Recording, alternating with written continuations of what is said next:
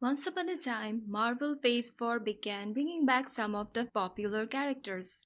But it was shocking to see Loki among them, not because he's dead, no, but because he's a villain. Now, how would a family friendly company like Disney have a bad guy as their protagonist?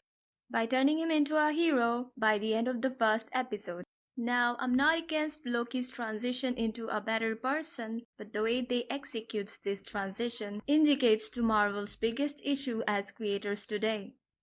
At the end of the Avengers Part 1, the Avengers capture Loki, only to lose him when the Avengers from the future interrupts their path. But then he was arrested by TVA. He was then made to binge watch all the Marvel movies up until his death in Avengers Endgame. This broke his heart. But now he knows what not to do in the future. This doesn't make him a hero though.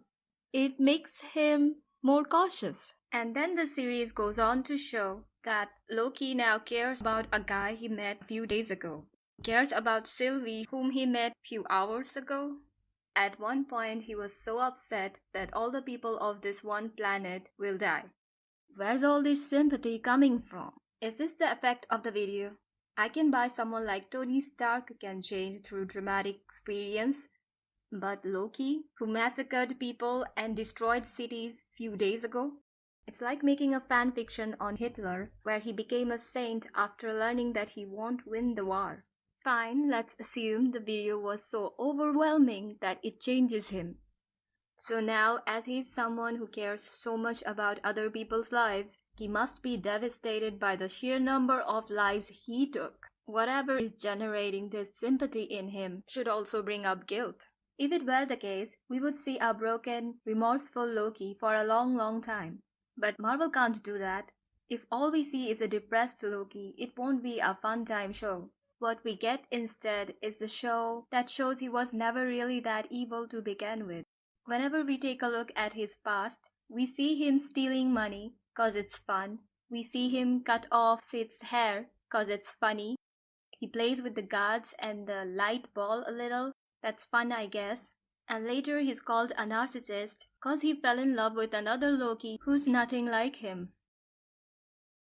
We see some of the things we know he did in the interrogation scene. Mobius mentioned Bill Coulson, who was murdered by Loki, but Mobius made it more about Loki losing to the Avengers than the murder.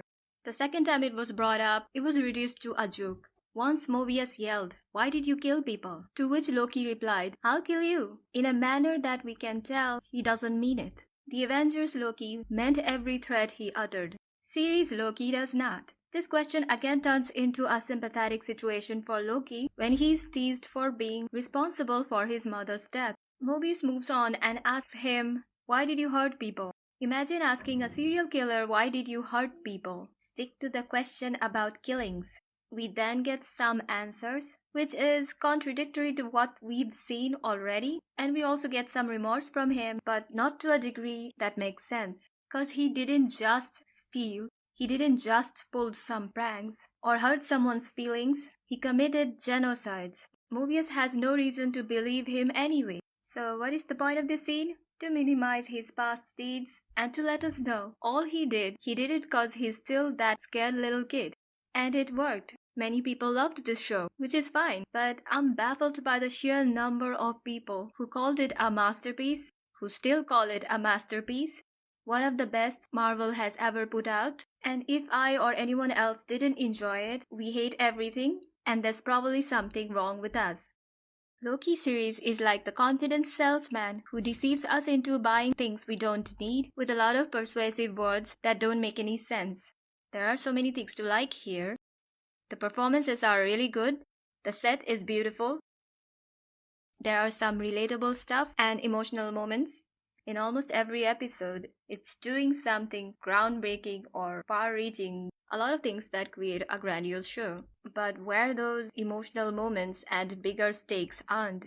Recently, there has been a backlash against nitpicky criticism because sometimes that takes things out of context and misses the point of the entire scene, and eventually the entire movie.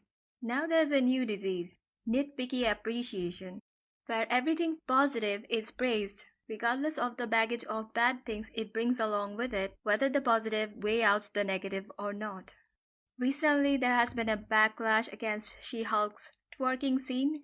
Fans online are trying to defend this scene, comparing it to Peter Quill's dance at the end of Guardians of the Galaxy.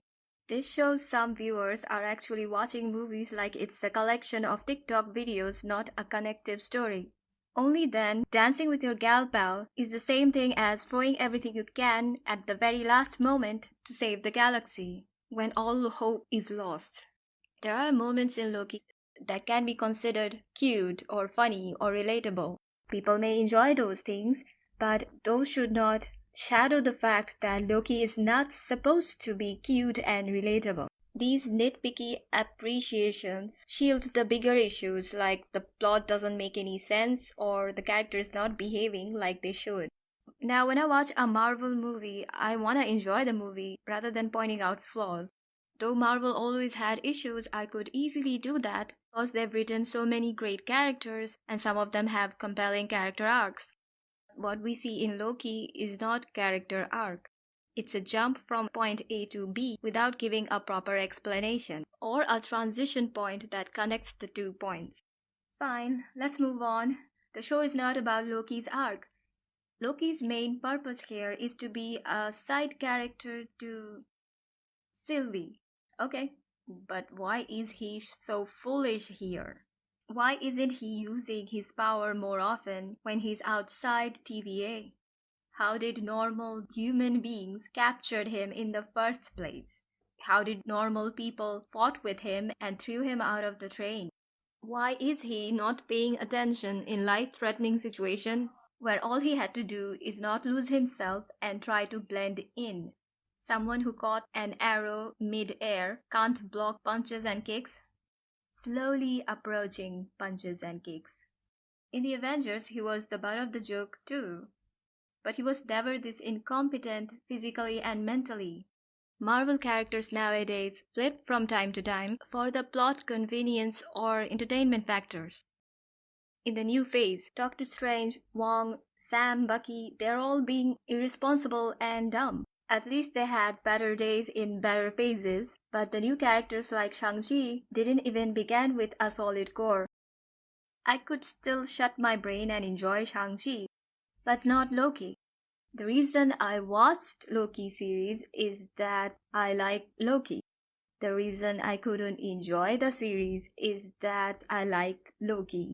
It's the same with other OG characters. We love them because their character was written better in the previous phases, and we don't like the new shows because these characters are now inconsistent with the previous materials. The biggest flaw of the Loki series and maybe Marvel Phase 4 in general is the inconsistency in the characters. If the characters are too edgy for Disney Plus, they are watered down. If they were intelligent, they are now dumbed down. Because it's easy to write people acting dumb than writing intellectual, witty humor that goes with those characters. It's easier to progress the plot through stupid mistakes than understandable ones. Writers are probably given too little time to write too many contents because it feels like everything is written in a rush. What if Loki first goes to Thanos with the Tesseract? We find out that Thanos was able to destroy the half of the universe, including half of the Asgards, something that Loki regrets for years. Then, wanting to fix things, he researches and learns about TVA. He deliberately gets captured again. Now we don't need a video because he went through all these things for real. It's not Loki and Sylvie's love, it's their success at saving the ship from getting destructed by the moon creates a nexus event. Instead of bickering and Loki all on a sudden praising Sylvie without any reason, Loki and Sylvie actually has scenes that build actual chemistry. These are just some suggestions. Any type of narration that contains Loki being Loki, I'm all for it. Yes, the show still will have so many other issues, but I think I'll at least enjoy the show if I get to see the real Loki when I'm watching a Marvel show titled Loki. Agree? Disagree? Let me know. Like if you like, share if you like, subscribe if you like.